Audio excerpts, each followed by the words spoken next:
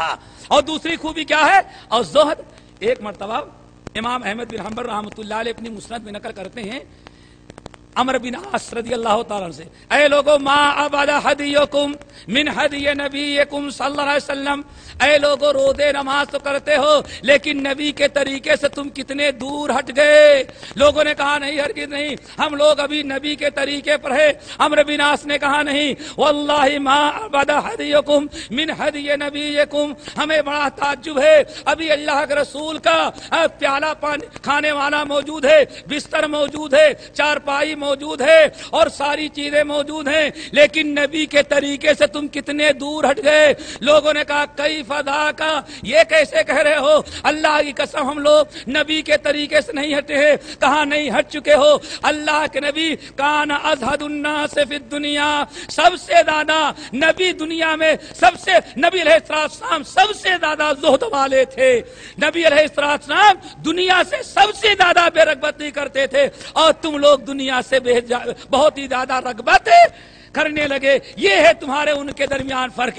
امام ابن رجب حنبلی رحمۃ اللہ علیہ جامع العلوم والحکم کے اندر نقل کرتے ہیں، صحابی جلیل عبداللہ ابن مسعود رضی اللہ تعالیٰ عنہ نے ایک موقع پہ کہا، اے لوگو، اپنے شاگردوں سے کہا، اے لوگو سن لو، انتم اکثر صلاۃ وصیاما وجہادا وصدقۃ من اصحاب محمد صلی اللہ علیہ وسلم.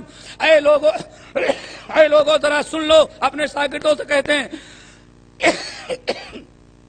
اے لوگو سن لو، اللہ کی قسم، انتم اکثر صلاۃ وجہادا وصدقۃ وصیاما من اصحاب رسول اللہ صلی اللہ علیہ وسلم، اللہ کے رسول کے صحابہ سے تم نماز بھی زیادہ پڑھتے ہو، روزہ بھی زیادہ رکھتے ہو، صدقے بھی تم زیادہ کرتے ہو اور اصحاب رسول سے زیادہ جہاد بھی کرتے ہو. اللہ اکبر، ساری نیکی آ گئی نا.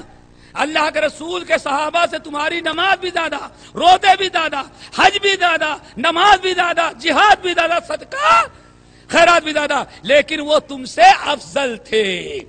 کہا گیا اے عبداللہ کس بنا پر؟ کہا کہ بات اصل یہ، وہ ان کے اندر زہد تھا اور تمہارے اندر زہد نہیں ہے. تو میرے بھائی وہ کامیاب ہوئے دنیا میں زہد اور اللہ اس کے رسول کی ہر بات پر یقین کامل ضرورت ہے، لیکن ہمارے اندر کافی یقین کی کمی ہے.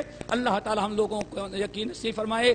پھر کہتے کیا ہیں عبداللہ ابن عمرو بن العاص، وَيَهْلِكُ آخِرُ هَذِهِ الْأُمَّةِ، صحابہ کرام اور سلف اس امت کے سابقون الاولون تو اپنے زہد اور یقین کی بنا پر غالب آئے، دنیا میں کامیاب ہوئے. وَيَهْلِكُ آخِرُ هَذِهِ الْأُمَّةِ، اور اس امت کے آخری لوگ ہلاک ہو جائیں گے، برباد ہو جائیں گے، تباہ برب ہو جائیں گے، ذلیل اور خوار ہو جائیں گے. کس بنا پر؟ اللہ اکبر، کس بنا پر؟ دونوں ان کے اندر ختم ہو جائے. دنیا کی محبت ہوگی اور یقین کی بات آئی، ٹھیک ہے آخرت تو ہے لیکن دامن پکڑ کر مچل جائیں گی. صرف جھوٹی امید ہے. جس نے بابا سے بیعت کیا بغیر حساب کتاب لے کر کے چلے جائیں گے، جھوٹی امانی اور جھوٹے امیدیں رہے گی، ورنہ اس کے علاوہ کوئی عمل ان کے اندر نہیں پایا جائے.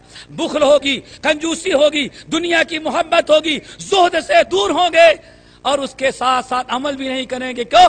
آخرت کی باری آئے گی تو یوسف علیہ السلام کے بھائیوں کی طرح کہیں گے اللہ بڑا غفور رحیم ہے. عمل تو نہیں کریں گے. خود اپنے نجات کے ذمہ دار کن کو بنا رکھا ہوگا؟ اپنے پیرو مرشد کو. یہ ہے اس امت کے آخری لوگوں کی ہلاکت اور بربادی کے اسباب. اللہ تعالی ہم سب لوگوں کو عمل کی توفیق نصیب فرمائے. جو ہم نے کہا ہے چند اسباب بیان کی ہیں، اللہ تعالی انہیں ہمیں سمجھنے کی توفیق نصیب فرمائے.